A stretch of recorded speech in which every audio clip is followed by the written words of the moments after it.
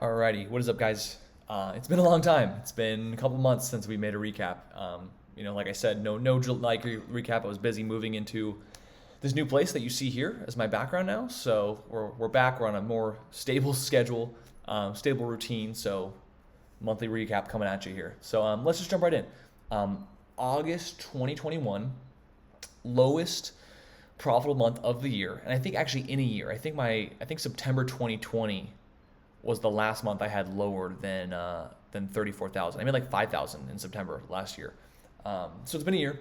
But again, 34,000 in the grand scheme of things is great. Like, by no means am I knocking $34,000. Like, that's still like, entering the top 1% of income per month. So, in that essence, it's great. In trading performance wise, this month was tough. I could have easily been red on this month. Luckily, I wasn't. It's cool to say I still walked away green given how tough it was.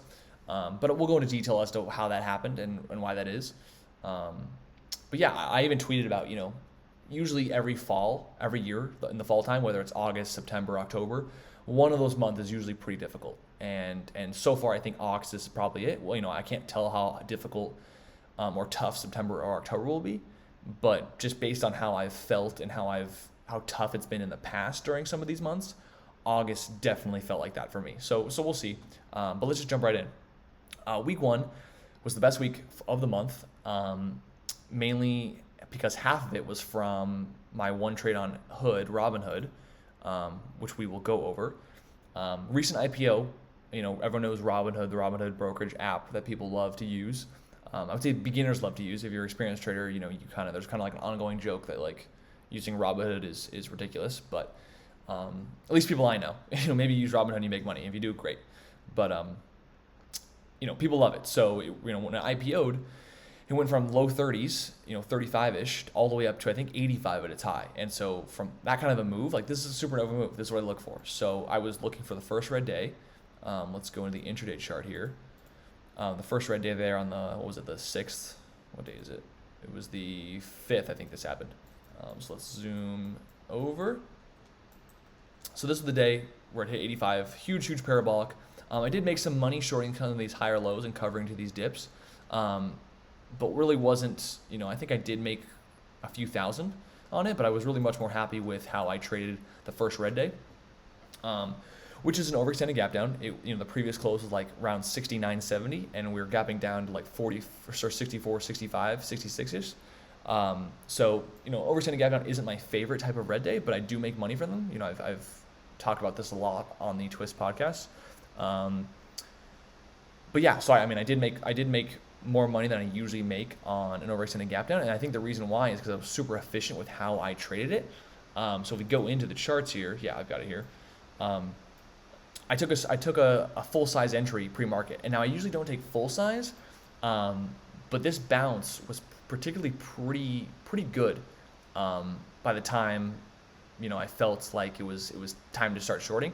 Like I said, I don't like shorting pre-market, but in a lot of overextended gap down cases, I find that pre-market offers some kind of bounce to get in, and usually in many cases I want to take at least a starter in that situation just in case that the stock never gets back to that high.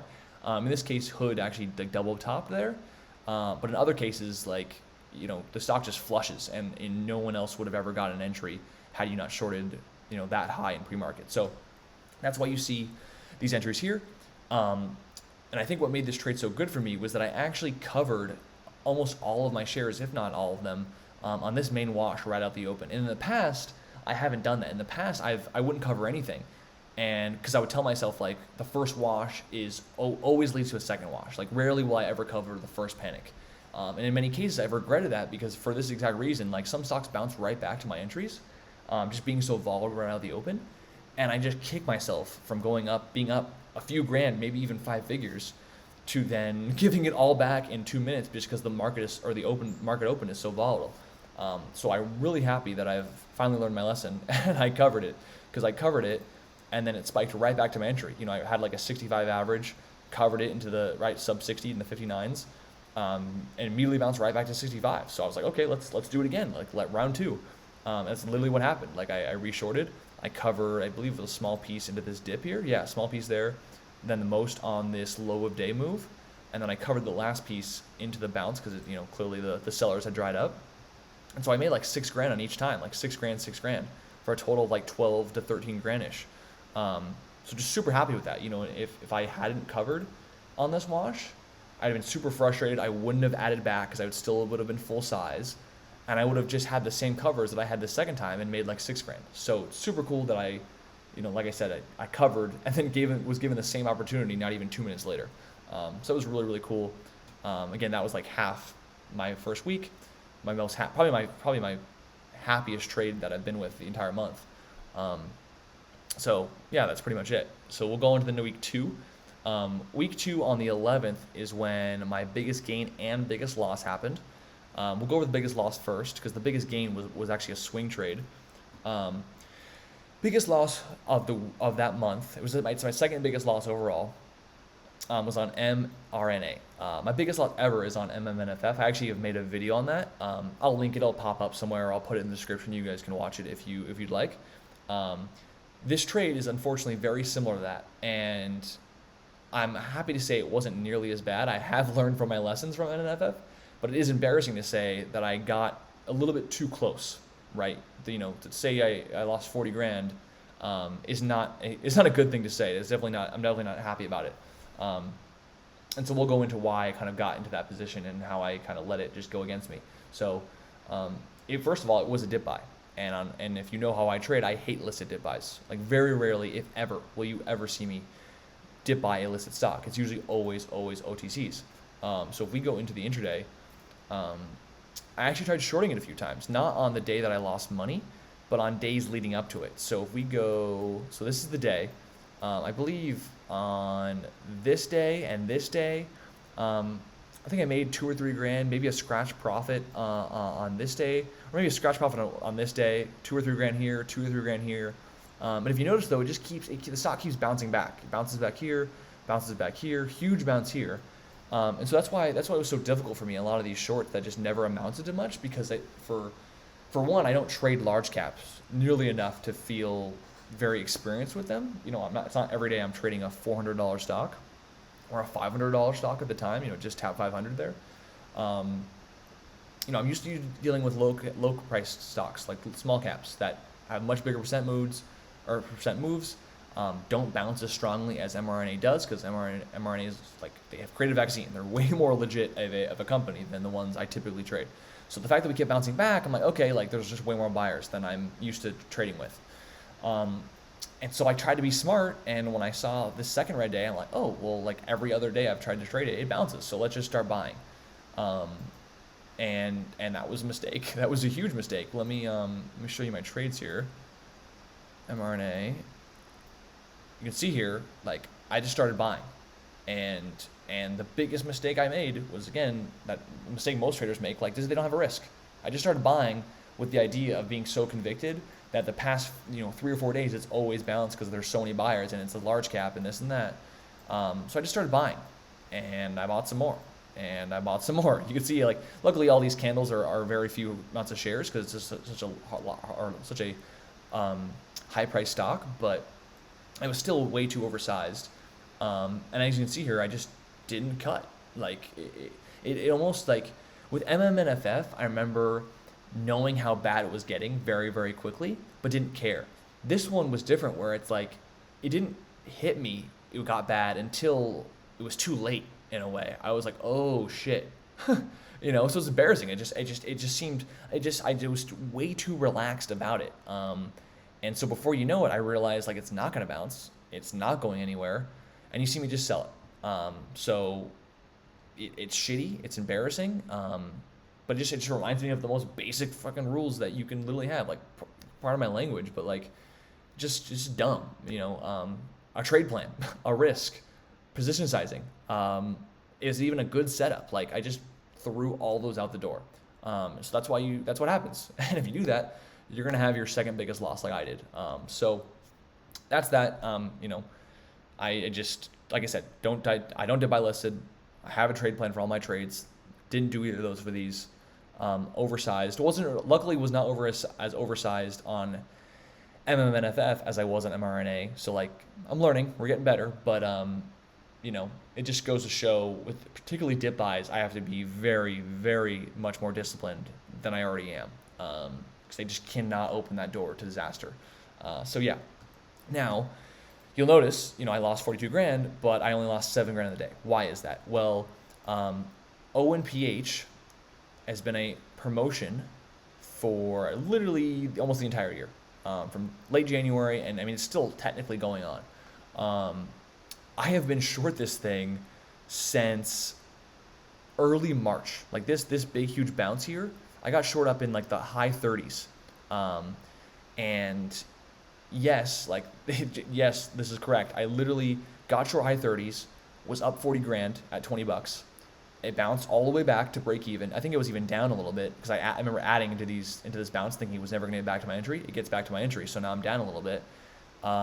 Dumps again. I'm up now like 40 or 50 grand, and then comes back again. So literally I've gone from 0 to 50, 0 to 50, and then back to 0 throughout, what is this, 4 or 5 months. Finally we dump again, and lo and behold, we're in August and we're holding this $20 level. And I remember being super emotional and super upset with mRNA. I remember looking at ONPH and I'm like, I could take these profits right now and not have a terrible red day from mRNA, and I could potentially save myself from giving like literally 30, 40 grand of profits back if it goes back a bit into the 30s. Just because it's like, how many times are we going to double bottom it, or how many times are we going to support in the 20s and then just come right back? It's the last thing I wanted to do was, and again, being emotional as I was give back profits again. And so I was like, you know what, screw it. Like, just cover it, play it safe. And I was in Italy at the time here, so it's like technically trying to be on vacation. I just took my second biggest loss of my career. It's an emotional decision, but it was a decision I made because I'm just like, screw it. Like, one, I want to protect myself. Two, I don't want to feel so shitty while I'm in literally the most beautiful place on earth at the time. So, covered it. And then after I covered it, I covered it for 30, somewhere between 30 and 40 grand, because obviously I only ended up down 7K in the day. So really recouped most of my losses there. After I calmed down, after I wasn't emotional, after a couple days passed, I then realized that it was a more of an emotional decision than a logical decision, right? And I realized from past experiences, when I do that, I end up missing out on more profits. And so I took a second look at ONPH, and I was like, watch, this is going to be the one time that I cover and it actually doesn't support the 20s, and it actually does go lower. And so I said, we're not going to make that mistake. I reshorted pretty much the same average where I covered, and actually, made some, I wouldn't say made some money, but I caught this pull. It didn't bounce, but actually after today, as I'm filming this, it pulled again. I'm still short, still swinging. Hopefully I want to cover near like $10, maybe under $10. We're clearly in this downtrend, so as long as we keep downtrending, I'll just keep holding, keep swinging it. But the last thing I want is for this thing to go back to 30. So if it does that, like we're gonna get out if these are uptrending. But yeah, that's that. That if it wasn't for these covers, I would be red on the day, or I red on the month. I let mRNA be too big to the point where I generally would not have recovered. I would be red. So it's nice to say that I covered a swing position to help me be green, but at the same time, it's also a position that I just reshorted anyway. So it just kind of came out to a numbers game, which I'm not really happy about, but it is what it is. It happened, and I'm green for it, so I'll take it. From a psychological standpoint, it keeps my head in the game. So we'll just keep moving forward. Week 3, so pretty much from the 13th through the 19th, which is like a full 5-day period, rolling period, I took no trades. I haven't done that in years, like 2018 or 2019. I think 2018. And it wasn't because I wasn't showing up. Like the 9th I was traveling and the 19th I was traveling, but every day, 13th through the 18th, I showed up. I was at the market open for at least the first hour or two, and just did not take a trade. And even on the 20th, I remember I scalped some long. Like it wasn't even a setup. I just scalped something. Like it wasn't. I technically didn't even need to be taking a trade on the 20th either. So that was just very unique for me. I haven't seen it like a really slow market for me, at least for my strategy, in a very long time. This week reminded me of 2019 trading, which was the slowest market I've ever been a part of, where I literally didn't take trades for days on ends. So it might actually be 2019, the last time I took these few many trades. But it happens, guys. I think the mistake that I've gotten from a lot of questions or a lot of concerns and questions from traders who reach out to me, they're like, why is it slow? Like I can't make money and this, because you're used to, even though trading is not consistent money, if you did well in the last market in January, February, and March, it feels odd that you're not making money or that you can't even do anything about it. You're like, I'm trying to make money, but I can't, and I feel weird. Like you're putting in time and effort and you're not getting paid for it, right? It's very counterintuitive from what we're used to growing up in a typical 9-to-5 employed job setting per se, get paid for your time setting. And so the best thing you could do is actually nothing. Like I'm so happy I didn't take trades this entire week, because I could have forced things and I could have just lost more money. Like the goal here is to be green. And so that means I need to be break even to then not lose money and just have a better chance of being green later down the road. I'm going to 100% do that. And so I'm very happy I just didn't take any trades. I think it's the best decision I could have made. You could have argued I just take no trades. Like for 2 weeks, I could have just not traded this day, would have saved me 40 grand. So, it happens. I think that's a really tough lesson for a lot of traders to learn. But if you can learn it, it's such a valuable thing to be able to stay on the sidelines and just not take a trade. It's so valuable when you can control yourself like that. But anyway, we're going to week 4 here.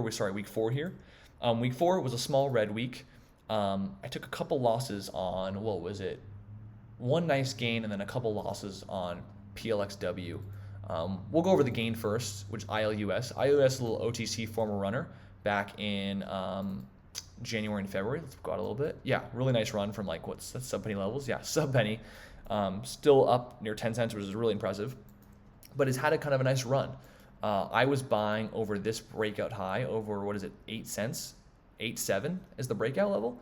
I was buying over that breakout level and I sold into the gap up the next day. If we go into the intraday here,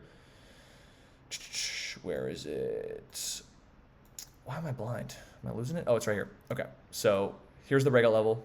We were clearly holding that breakout level all afternoon. I started longing. I think I have my entries. Let's get rid of this. Yeah, here it is. So this quadruple bottom or quintuple bottom, whatever, is these same levels right here. Again, you can see it's right over this high. So when a breakout holds like that, that's my favorite type of thing. I rarely ever like buying on the breakout level for the reason of that. If it fails, I hate taking losses on that. I rather wait to see it confirm, have it hold a few times like it did beautifully here, and then get long. I feel like a little more convicted, a little more comfortable, and that's what I did. So we started longing it. Swung into the close, sold the gap up, and I made like 3K. Not the biggest win for me, but it's certainly for a long trade. And since we haven't seen a lot of OTCs kind of given you at least an opportunity to sell higher the next day, a lot of OTCs have just dumped out of the open the next day. I'm really happy that we actually got a gap up, so that was cool. But the losses that brought me red on the week was PLXW. Haven't traded it in the last week, but traded it. Okay, yeah, close it out. Was here. If we go into the intraday, let's go to 1 minute. It was just one of those tickers that I was super excited about. It looked overextended on the daily chart, and we hadn't seen a really nice run like that since Hood, so almost like 3 weeks. But from how it looked to then how it played out was just way different. Ended up with a bunch of losses, not a bunch, but just unnecessary losses that just sucked to take. First one was here for the same reason. So it went red pre-market. I took a starter, pulled pretty nicely, shorted into the bounce once the market opened, and then we go back green. So I just cut it. I feel like we're going red again. We aren't. I cut it again. Finally, we come back red. I reshort, and it's just choppy. When we cracked kind of this support at 550s right here, and we went down, I just thought to myself, okay, we probably should retest the lows. And then the fact that we come back and almost go back green again, when we dip, I said, get me out. Like this is not how I want it to work. Yes, it did dip a little bit lower, so I could have made a little bit of money back. Ended up losing I think 4K on this trade, which is fine. That's around an average loss for me nowadays. So I'll take it. It was just annoying, how it moved and how I kind of gave it some chances and just didn't play out. It happens. The second day though was the same thing, or similar, I should say, where okay, we didn't have a strong red day the first time, but we are kind of backside. Like we clearly have failed to go higher, especially after this huge stuff here. Let me give it a second chance. So I do short out the open. We pull. Feel really good about it, and then of course we come right back. So I didn't, and then I just cover once we go back green up here. Second loss on PLXW. Yes, it faded lower late day, but I ignored it. Just a choppy mess in general for how I think red day should happen. So lost 4K there, then 3K on this day. Ultimately ended up being red on the week. Again, small red week, 3 grand. It's not a big deal. That happens. Again, no, similar to week 3, still no trades the Thursday and Friday. Just didn't find anything I liked. Come into the last 2 days of the month, really, I mean, almost like, I wouldn't say half of my month, but like, what, 70% of I added like 70% of my month. Well, I should say 40%, like I kind of increased my month by 70%, I should say, to end up being 40% of my total month. And that was all because of Bbig, Bbig here. Kind of starting this week, I am filming this during this week here. Come out Monday, we just had a little more action. It's like we kind of had our 3 weeks of like slow period and let the market rest, and we kind of just came back, better. More action, more volume, more volatility, and so we got that from Bbig. So Bbig, it's around $3, and then within a day and a half, really, it wasn't even full 2 days, we're already at $9. So huge extension. We have this resistance here around the $9 level, so I was watching that. I'm not one to really short into resistance kind of plays, but I am one to short kind of that action if we're already extended into the level, because I think it might just make this ticker, it might make it more difficult for the ticker to keep running if there already is resistance levels that it's going to run into. So didn't trade it on this day, but then we have a huge gap up. And so going into the day, I thought to myself, if we can't squeeze any higher, like we're already so extended, given and with that resistance level in the 9s, we're just at such a volatile period. In my head, I was like, if we can't go up, we're going down, right? We're not going to have this little small tight range day. Like it's going to be very high to the upside or very low to the downside. So that was what I was going in for. If we look at my trades here, let's exit out of PLXW. So yeah, you can see here, I actually did end up getting short when we spiked out the open, and then had this hard failure. I started getting short in this higher low, started adding into this bounce, but then I realized we started holding and I cut it right before we almost double topped. You can see that right here, that little green candle. I did cut it, took a small loss, just because like we shouldn't have been holding up that well, and the last thing I want to do is just get squeezed when we go over 10. Now, we actually double topped at 10, super hard, like a perfect double top, hit 10 twice, and then we failed again. So when we failed again, I thought to myself, okay, like maybe my thesis isn't that far off. Like clearly there's action here that supports me being short in the first place. So I actually did re-short again on this lower high, added into this bounce. And this time again, I was going to risk between 950 and 10 just based on how the action was looking. One more small bounce and then we just fall apart. Like we break the low at the morning low and just start washing off. And so you see I take off some of it here. I then re-short into this bounce right here. And then take the rest off into this pull right here. So super sweet. Left it alone. Then I realized looking it back about an hour later, I thought it was still pretty weak. I probably could scalp it for a new morning low, which is I did. I shorted right away. It immediately broke a new low. I kind of got lucky there. I wasn't expecting it. I almost was fully prepared for it to bounce around a little bit, but it didn't. So given a new morning low, I'm just going to cover into weakness. I don't think when a stock gaps up too much, rarely do I ever think it's going to go red if it gaps too much. And so like the red green level was like 520s, 530s, and we're still in like the 6s. And we've already sold off from 10. So it's like we reach a point where the sell-off just can't happen any longer, right? So it's what happened, because that is usually what happens. I just covered it all. I'm like, I doubt we go any lower. And it turns out that was near the bottom. So pretty sweet that I covered near the bottom. Did I know it was going to be bottom? Absolutely not. But just from experience, I ended up putting myself in a good position to cover the bottom. Yes. So I made like 7 grand between this entire trade here. That was on Monday here. And then Tuesday, we had pretty much this very similar kind of thesis of like, okay, so we haven't gone red yet. We're still 2 green days in a row, even though this ended up being a red candle on the daily chart. But we're still up from $3, right? And we're up. We closed around $7. So we're still extended. There's still more selling to be had.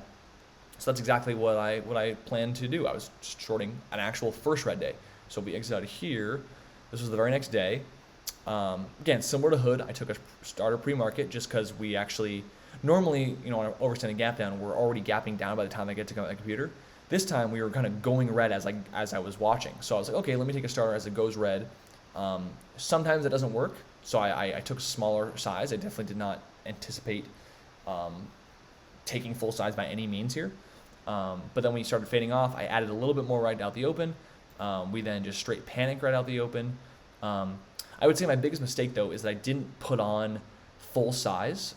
Given that now we had this little pull and we had this bounce and we just couldn't break over the new highs. I should have moved my risk down now to red green, because when I had these two starters, my risk was not red green. It was a little bit higher from like yesterday's resistance, or not yesterday's high, but yesterday's just resistance levels. And I didn't add. I don't know if I was watching their stock or I wasn't focused, but in hindsight, like adding to full size right here was perfect. It would have been the best case scenario, lowering my risk, moving my risk down, being able to take more size, and it would have worked beautifully. It panicked it panicked so nicely. I covered a little more here, covered some more there, panicked even lower from where I covered, then reshorted this bounce, covered into the pull of the bounce, and made another $7,000. So $7,000's great, but to think that I wasn't even full size, that I could have put on a few extra 1,000 more shares and probably made $10,000, it's a good feeling to know that I wasn't even full size and I had a pretty great trade. It shows me how spot I won on, or how spot on I was with this trade.